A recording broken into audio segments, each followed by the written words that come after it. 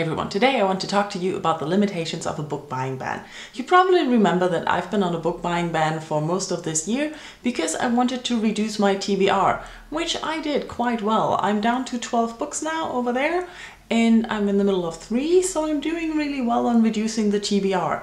But being on a book buying ban was really tough. If you followed my videos in the last few months, you know that I have bought a few books and I read most of them already. And that's mainly because my TBR pile was limiting me. And that's the biggest problem that I've realized with having this huge book buying ban and this goal to reduce my TBR, that I was basically limited to the books I had in my TBR pile.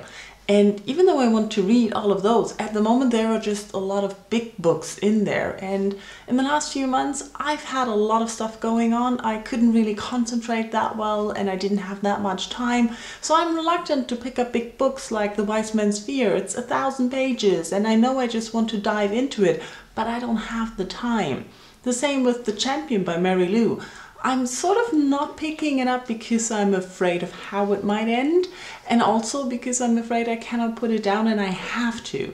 And that really limited my choice of books lately. And that is something that had me thinking about the book buying ban. Now, I mainly lasted this long because I knew that I was going to America in September. So while you're watching this, I'm already in the USA and I'll probably have bought books already. And that was my main goal with reducing the TBR pile, because I knew I was coming back with loads of books and then the TBR pile would have been just humongous, and I really don't like to have that many unread books around. But on the other hand, I really like choice. So this is something where I'm stuck. I really like to have a lot of books to choose from, and I really want to be able to go and say like, oh, I'm just gonna buy a new one. But I really don't like to have all these unread books here because I bought them with the intention of reading them.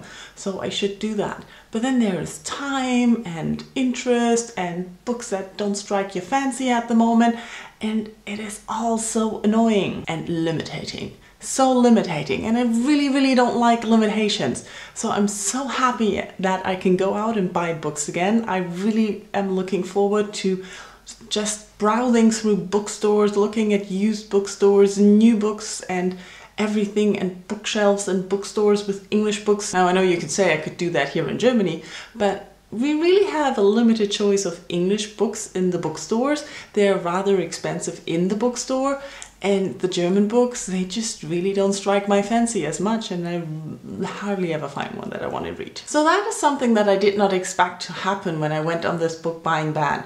My main goal was to reduce the books I had and not really buy randomly new books, which I succeeded in. But I didn't expect to really feel the toll of being limited so much in the last few weeks. In comments, tell me your experiences with book buying bans. Did you also feel limited like I did, or have you never lasted that long? Thank you all for watching, and I'll talk to you soon. Bye bye.